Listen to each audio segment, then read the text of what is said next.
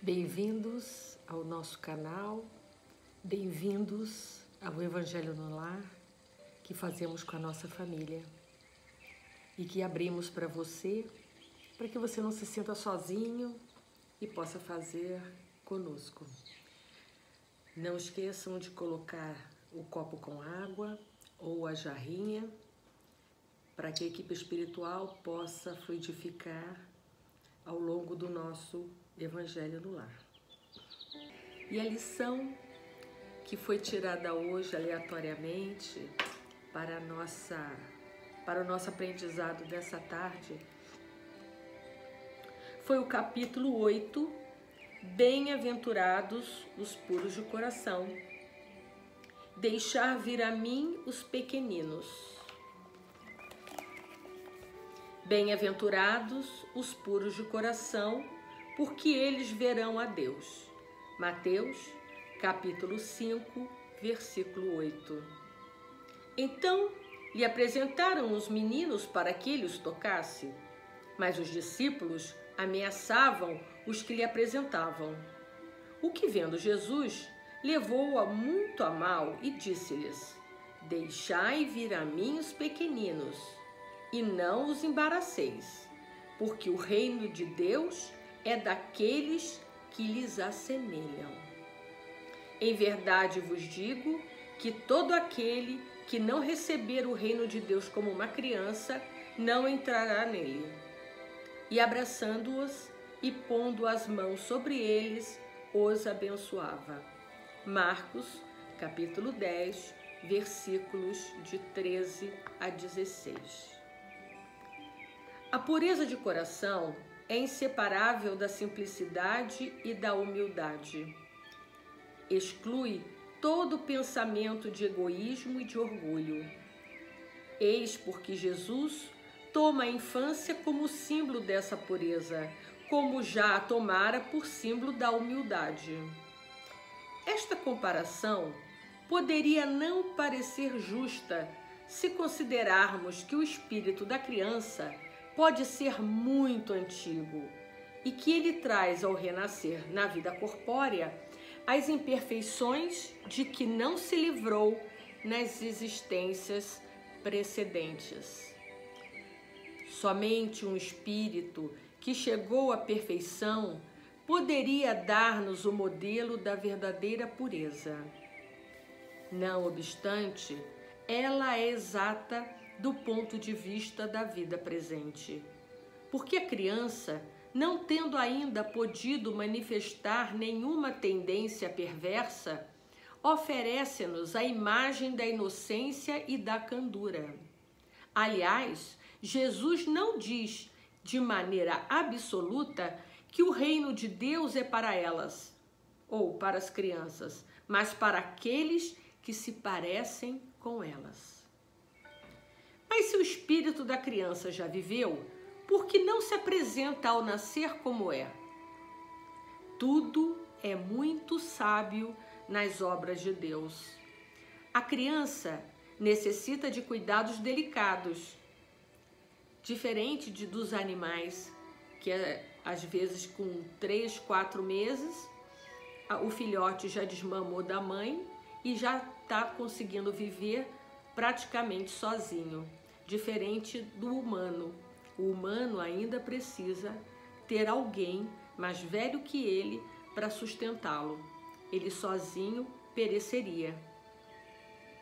A criança necessita de cuidados delicados, que só a ternura materna pode lhe dispensar. E essa ternura aumenta diante da fragilidade e da ingenuidade da criança. Porque se nós já mostrássemos para as nossas mães quem realmente nós já éramos, será mesmo que ela ia ter tanta paciência conosco assim? Ou talvez não descobrisse em nós alguém lá no passado que não fez tanto bem assim para ela, ou para o nosso pai. Então, na verdade, as leis são sábias. Todos nós, por enquanto, precisamos esquecer as coisas que fizemos lá atrás no passado.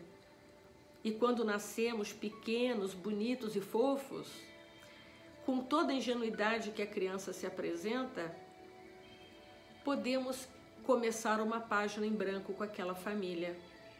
E muitas vezes é aquela família que nós prejudicamos.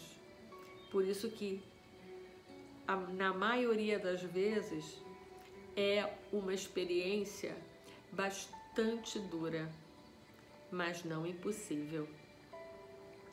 Para a mãe, seu filho é sempre um anjo, e é necessário que assim seja para lhe cativar a solicitude. Ela não poderia tratá-lo com a mesma abnegação se, em vez de uma graça ingênua, nele encontrasse, sob traços infantis, um caráter viril e as ideias de um adulto, e menos ainda se conhecesse o seu passado, que foi aquilo que eu acabei de dizer. É necessário, aliás, que a atividade do princípio inteligente seja proporcional à debilidade do corpo, e não poderia resistir a uma atividade excessiva do espírito, como verificamos nas crianças precoces. E é por isso que, aproximando-se a encarnação, o espírito começa a perturbar-se e perde pouco a pouco a consciência de si mesmo. Isso só não acontece em espíritos elevados, como vou citar aqui o caso do próprio João, o evangelista, que quando ele escolheu a família que ele iria renascer, depois que ele aceitou o pedido de Jesus para reencarnar, ele escolheu a família e escolheu a mãe que ele ia reencarnar. E ele esteve consciente durante todo o processo da gravidez da mãe dele. Mas isso são casos muito raros, espíritos extremamente superiores que têm esse privilégio. Nós ainda precisamos adormecer para poder não prejudicar a nossa própria reencarnação. Durante certo período, ele permanece numa espécie de sono, em que todas as suas faculdades se conservam em estado latente. Então, todas as nossas aquisições, tudo aquilo que conhecemos, todas as nossas experiências, elas ficam como se estivessem armazenados num programa, num aplicativo, que a gente não pode acessar. Esse estado transitório é necessário para que o espírito tenha um novo ponto de partida e por isso o faz esquecer, na sua nova existência terrena, tudo o que lhe pudesse servir de estorvo ou de dificuldade. Seu passado, entretanto, reage sobre ele, que renasce para uma vida maior, moral e intelectualmente mais forte, sustentando e secundando pela intuição que conserva da experiência adquirida. A partir do nascimento, suas ideias retornam gradualmente ao seu desenvolvimento, acompanhando o crescimento do corpo. Pode-se assim dizer que nos primeiros anos o espírito é realmente criança, pois as ideias que formam o fundo do seu caráter estão ainda adormecidas. Durante o tempo em que seus instintos permanecem latentes, ela é mais dócil e por isso mesmo mais acessível às impressões que podem modificar a sua natureza e fazê-la progredir, que facilita a tarefa dos pais. Então, na fase da infância, quando essas tendências do passado estão adormecidas, é o momento ideal para que esse espírito, essa criança, seja educada. Educada por aqueles que Deus escolheu para tutear ao longo dessa encarnação, que são os pais. Os tutores legais que Deus determina, pai e mãe, e ao longo do tempo, caso eles lhe falhem, aquele que receber a guarda dessa criança é aquela que realmente Deus quer que eduque. Então nós não podemos deixar passar essa oportunidade de educar nessa fase, Porque depois que passar essa fase, quando todos os seus instintos iniciais despertarem, vai ficar muito mais difícil fazer a lapidação da pedra bruta.